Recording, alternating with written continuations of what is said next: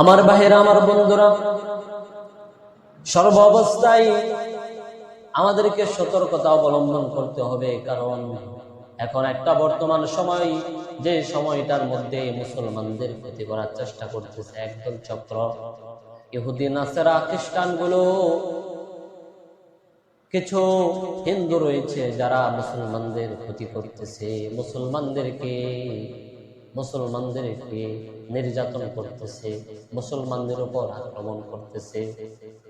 মনে রাখবেন, ইসলাম ধর্ম হলো শান্তির ধর্ম।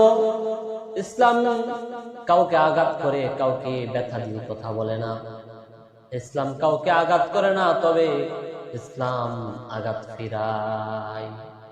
তবে যদি মুসলমান উত্তেজিত হয়, তবে কাউকে ছেড়ে কথা বলবে না। মুসলমান যদি একবার জেগে ওঠে, কাউকে ছেড়ে দিয়ে কথা বলার কোনো সময় থাকবে না। এই জন্য আমার প্রিয় মুসলিম ভাইয়েরা, আপনারা সর্ব অবস্থায় সতর্কতা অবলম্বন করুন। কিছু নাস্তিক রয়েছে যারা মুসলমানদের ঈমান নষ্ট করার চেষ্টা করতেছে। এই জন্য সর্ব অবস্থায় আমাদেরকে বুঝে চিনে চলতে হবে। এবং আপনাদেরকে একটা কথা বলবো, এই কথাগুলো শুনেন। হিন্দু দোকানগুলো বয়কট করুন। কিছু হিন্দু দোকানগুলো বয়কট করুন। এদের পণ্যগুলো আনবেন না, এদের দোকানে যাবেন না। কারণ এই হিন্দুগুলো মুসলমানদেরকে নিয়ে বড় ষড়যন্ত্র করতেছে। তারা মুসলমানদের ঈমানের উপর আঘাত করতেছে। এই কিছু চক্র, কিছু নাস্তিক, কিছু মুরতাদ, তারা মুসলমানদের ঈমানের উপর আঘাত করতেছে। মুসলমানদের সন্তানদেরকে তারা ব্যবহার করতেছে। সতর্ক থাকতে হবে আমাদেরকে।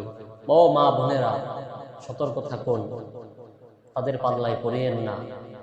এক আল্লাহর ইবাদত করুন। চাইতে হলে আল্লাহর কাছে চান। কোনো মাজার বাবা, কোনো তেল বাবা, কোনো সালা বাবা, খেতা বাবা, কোনো কসু বাবা, তালা বাবা কিছু দিতে পারে না। একমাত্র দেওয়ার মালিক হইলেন আমার আল্লাহ। চাইবেন আমার আল্লাহর কাছে, সর্ব অবস্থায় আল্লাহর কাছে চান, আল্লাহ দিতে পারেন। আল্লাহ সর্ব অবস্থায় প্রস্তুত আপনাকে দেওয়ার জন্য। শুধু আপনি চাইতে পারেন, আল্লাহর কাছে চান, আল্লাহ দিবে আপনাকে। এই জন্য আমাদেরকে সতর্কতা অবলম্বন করতে হবে। মানুষের কাছে কিছু চাওয়া যাবে না, চাইতে হবে একজনের কাছে, তিনি হলেন আমার আল্লাহ। আল্লাহর কাছে চান, আল্লাহ আপনাকে দিবেন। এই জন্য সর্ব অবস্থায় আল্লাহর গোলামের মধ্যে লিপ্ত থাকেন। আল্লাহকে স্মরণ করুন, জিকির আজকার করুন এবং 5 ওয়াক্ত নামাজ জামাতের সঙ্গে আদায় করুন। আল্লাহ তাআলা আমাদেরকে বুঝার তৌফিক দান করুন। সকলে বলে আমিন। আসসালামু আলাইকুম ওয়া রাহমাতুল্লাহি ওয়া বারাকাতুহু।